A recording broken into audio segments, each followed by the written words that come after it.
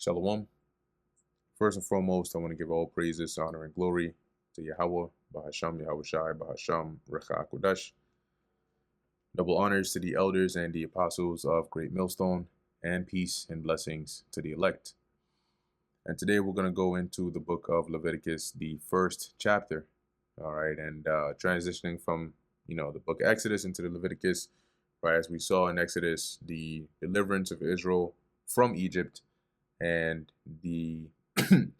their experience or encounter with the Lord in the wilderness, right? As he begins to lay down the order, the statutes, the commandments, and the ways in which to serve Him. Designing the tabernacle and the office of the priesthood and so on and so forth. So here we are in the book of Leviticus, as Israel is still in the wilderness, being led of the Lord, with Moses and Aaron and the rest of the elders as their leaders, as they're in this time. So this is Leviticus chapter 1, verse 1. And the Lord Yahweh called unto Moses, and spake unto him out of the tabernacle of the congregation, saying, Speak unto the children of Israel, and say unto them, If any man of you bring an offering unto the Lord Yahweh, ye shall bring your offering of the cattle, even of the herd, and of the flock. So if anybody comes to offer an offering to the Lord, it has to be of of the cattle or of the flock. So your cows, or oxen, bull, or sheep, goat. If his offering be a burnt sacrifice of the herd, let him offer a male without blemish. So if you're coming to offer a burnt sacrifice, and it's of the herd, it has to be a male specifically without blemish, meaning it can't have any defects. He shall offer it of his own voluntary will at the door of the tabernacle of the congregation before the Lord. So you would bring your offering to the door, right? You obviously let it be known this is what you're offering to the Lord for such and such sake, communicating with the priest. And he shall put his hand upon the head of the burnt offering, and it shall be accepted for him to make atonement for him. So this burnt offering here would basically be like a sin offering, and offering that would make an atonement for the individual.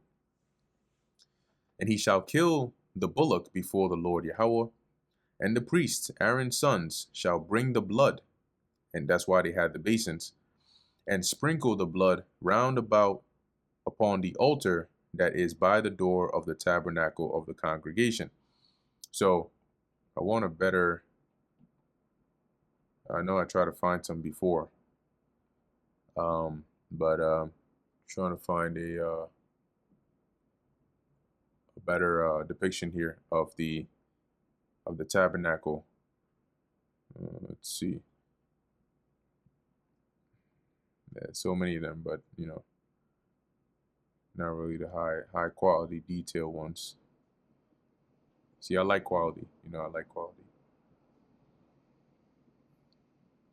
All right, but in any case, we'll settle for something here.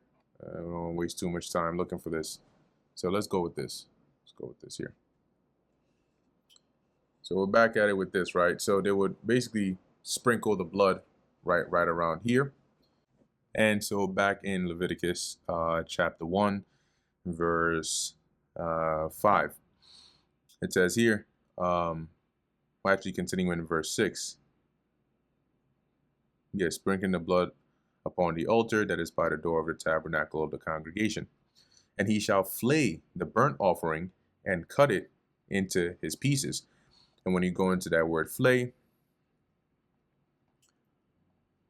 right, pashat, it says here to strip off. So basically to, let me see, when you look it up in the NLT, I like the word they use there. I forgot what it's called. To skin. There you go. To skin the animal or the offering and then cut it into his pieces. So they would divide it or chop it up, right, into pieces. And the sons of Aaron the priest shall put fire upon the altar. So they're going to light the fire and lay the wood in order upon the fire. Okay, so you would have the altar really don't like this picture here. I really want a better one. All right, let's do altar of sacrifice tabernacle. Yeah, I guess this is not too bad. Yeah, okay, not too bad. So you can get the point anyway. So anyway, they lay the wood, all right, upon the altar, and if we maybe even go back to which other one was it? There, this one here. So they lay the wood on it, okay, and as it says here, verse 8, and the priest Aaron's sons shall lay the parts, the head and the fat, in order upon the wood that is on the fire, which is upon the altar. So they would burn the offering on the wood that is on the altar. But his inwards and his legs shall he wash in water, and the priest shall burn all on the altar. So the inward parts and so on and so forth, they will wash that, as it says, in his legs, and then they would, as it says, they would wash it, and then they would burn it on the altar to be a burnt sacrifice, an offering made by fire of a sweet savor unto the Lord. And the burnt sacrifice was exactly as it says. You would burn it, you would offer it, it would burn all the way. And if his offering be of the flocks, so the first one was if this burnt offering was of the herd, then it would be a male. If it was of the flocks, so sheep or goats, namely of the sheep or of the goats, for a burnt sacrifice, he shall bring it a male without blemish. Remember that. For the burnt offering, it had to specifically be a male without blemish. And he shall kill it on the side of the altar northward before the Lord Yahweh. And the priests, Aaron's sons, shall sprinkle his blood round about upon the altar. And he shall cut it into his pieces with his head and his fat, and the priest shall lay them in order on the wood that is on the fire, which is upon the altar. But he shall wash the inwards and the legs with water. Remember, that's why they had the laver. And the priest shall bring it all and burn it upon the altar. It is a burnt sacrifice, an offering made by fire of a sweet savor unto the Lord Yahweh. And if the burnt sacrifice for his offering to the Lord be of fowls, so if he brings instead not of the herd and not of the flocks, but a bird, then he shall bring his offering of turtle doves or of young pigeons. So this is what that looks like. Turtle dove. This is what they look like. Okay. So the Lord is listing here, if you're trying to bring a burnt offering, these are the kinds that will be accepted. Turtle doves or young pigeons. I'm sure we all know what pigeons look like. And the priest shall bring it onto the altar and wring off his head. So it's basically going to pull off the head, kill that joint. But as it says here, let me just go look into the word ring, but it's basically to pull, the head off. So I'll go into there. It's like when somebody says, I'm going to wring your neck. To nip off head of a bird. To crack a joint, to wring the neck of a fowl without separating it. Okay. And let's look it up in the modern sense. What does it mean to wring off the head of a bird? This is not animal cruelty, it's just curiosity. To wring off the head of a bird refers to a specific literal ritual instruction in the Bible for preparing a bird offering, symbolizing quick death and draining of life for atonement. Bro, just tell me what the process is.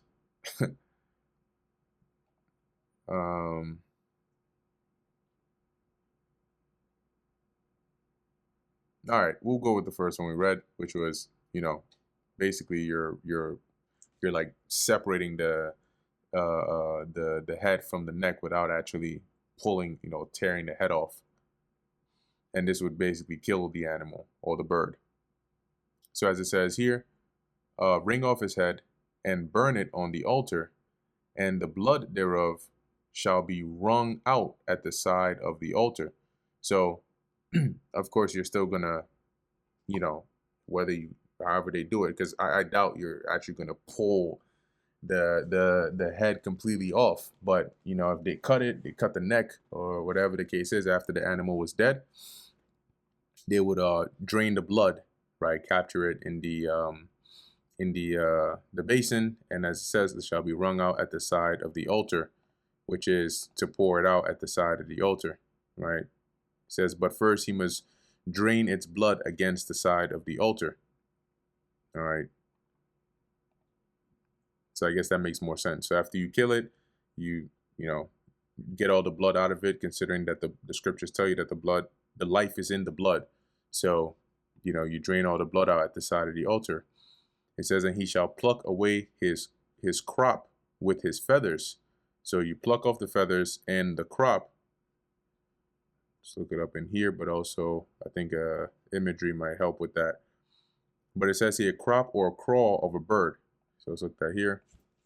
Bird, craw. Yeah. No, not a crow. All right, crop. There you go. Cool. So that's this part inside of the actual, bird. Okay, it's a little part of the bird right there. And let's actually see what it's used for, right? What do the birds use it for within them? So you can see an example here. And it says a bird's crop is a temporary expandable pouch in the esophagus or the throat that stores food, allowing birds to eat large amounts quickly for later digestion or to carry food back to their young, acting like a birdie doggy bag or a milk production site for some species. So if you've ever seen like a bird feeding its young, you'll see what that looks like. It's a vital part of their digestive system, expanding when full and contracting to send food to the stomach, though some birds like jays, owls, and vultures lack a true crop. So let's look here. Bird feeding young. I'm trying to see if I can find it, because there's some videos that you'll see where, yeah, you have this here, but there's some where the bird will, like, because if it's very young, they're not going to give it the just the raw, the raw food, right? So sometimes you'll see a bird, it'll lift its head up and it'll like sort of like almost like cough up or bring up something out of his mouth and then start to feed it into the mouths of his little young ones. And sheep also, or animals, when it says they chew of the cud, which we'll get to that as well, that's they have a similar mechanism as well. So when it says they chew of the cud, it's not really referring to them just eating grass or being herbivores, but we'll get to that when we see it. So anyway, where we at? Verse 16, and he shall pluck away his crop with his feathers and cast it beside the altar on the east part by the place of the ashes. And he shall cleave it with the wings thereof, but shall not divide it asunder. So what they'll do is they will cut it in half to like cut its midsection open, but they will not split it or separate it in half. Okay, so you just cut it open, but you're not actually going to divide it asunder to where you have two pieces of it completely cut in half. And the priest shall burn it upon the altar, upon the wood that is upon the fire. It is a burnt sacrifice, an offering made by fire of a sweet savor unto the Lord Yahweh. And that brings us to the end of the book of Leviticus, the first chapter. Lord willing, thou is edifying to the elect.